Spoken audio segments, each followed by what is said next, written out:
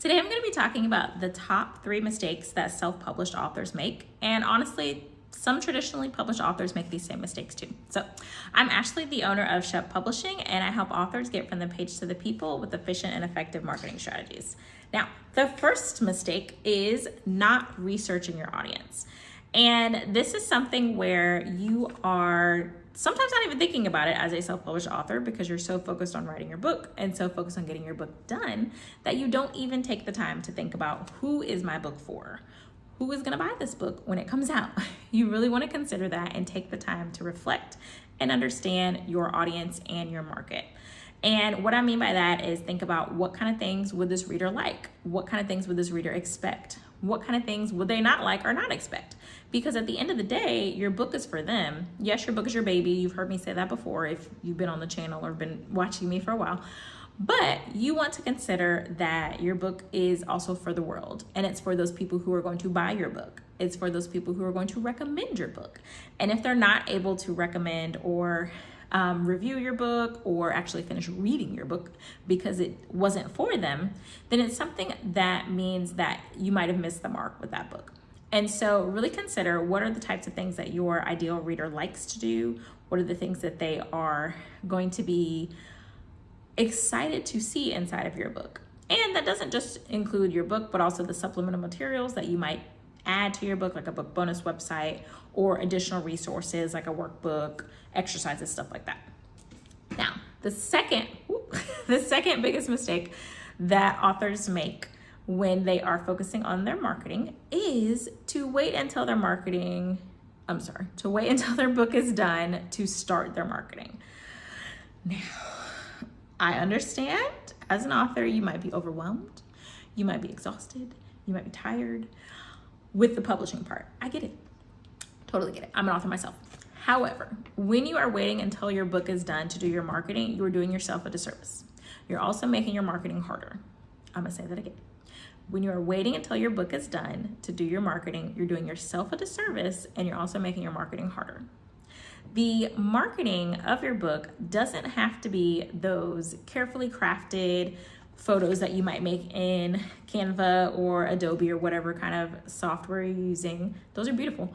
Your marketing doesn't have to be something that's all pinned up and it has to be completely perfect. It can be you behind the camera typing away on a time-lapse video. It could be a get ready with me as I start to do XYZ or as I take these things to the post office.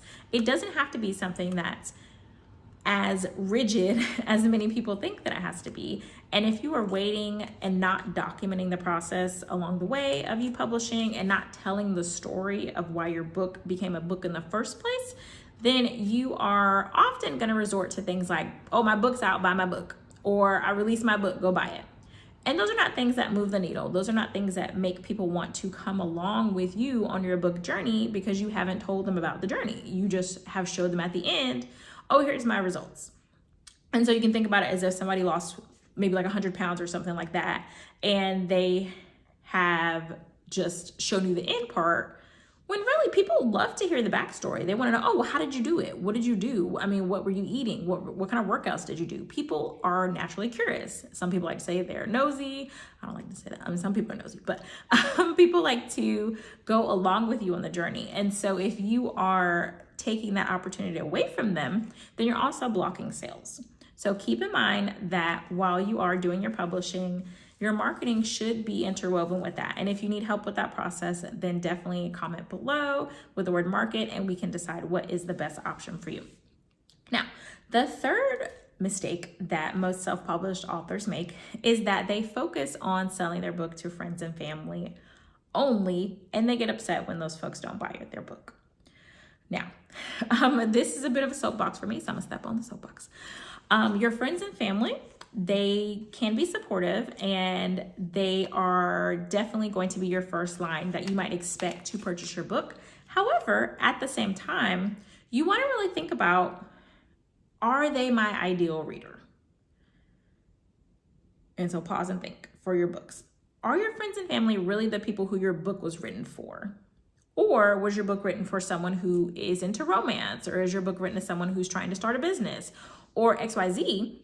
And then when you think about it and you see that those don't really align, they don't really mesh, Then it becomes a little bit easier if you're someone who is stressed about your friends and family not supporting you, like, man, they don't ever do whatever for me, da da da. That's not what it's about. The book is not for them. They weren't given the vision. And that's okay. They can support in other ways that don't include buying the book. They can share, they can like, they can comment, all of those things support, or they can find somebody who your book is an ideal option for, and then they can buy it for them. So for example, my first book was a book for first-time moms. And at the time, I had a lot of friends that were first-time moms. However, at some point, you're not gonna be a first-time mom again after you've been a first-time mom. And so in essence, instead of just being like, oh, you didn't buy my book, you didn't buy my book, asking those folks, hey, do you know a first-time mom who you could buy this book for and it could be gifted for? And then that means now I have a whole nother section of folks who are able to be able to purchase the book, not for themselves, but for other people. So think about other ways that you can have folks share your book without assuming that buying it is the only way they can support you. All right, I'm off my soapbox. So the next mistake, this is a bonus because I know I said 3. Relying only on social media for your book sales. Now, social media is the Wild Wild West, shenanigans every day, and you are vying for people's attention at all times. Also, people don't necessarily come on social media to buy things. Often they come on social media to be social. So if someone is coming onto social media, they're not always thinking, oh, let me go ahead and buy something. Let me go ahead and purchase this. Now, if you're on TikTok, is QVC over there currently, from what I hear from people with TikTok Shop, and that's fine. That's the vibe of the platform. However, there are also people who are like, I'm not trying to buy things on here. I'm trying to just hang out with my friends, catch up on stuff, kiki, yada, yada. So focusing only on social media means that you are focusing on something that you don't really control the platform. There's outages all the time. As well, it's something where people are not necessarily inherently going there to purchase things. They will purchase from there, but it's not as much of an automatic transfer. And it's something where you are having to constantly vie for attention, and you are having to maintain that attention over time in order to stay relevant. So considering that those factors, you want to really think about, is social media the best option for me to focus the majority of my time on, or is it something that I can use to supplement what I'm already doing in other platforms? So those were 3 plus 1 four of the biggest mistakes that I see self-published authors make in their marketing. And if you are looking to avoid these mistakes and want to get a clear marketing plan for your books, whether they are out or coming out in the future, then definitely connect with me. And we offer done-for-you marketing services, as well as showing you how to market your book so that you are able to fish on your own for your clients. And so thank you so much for tuning in. Let me know if this video was helpful. Please like, comment, and share.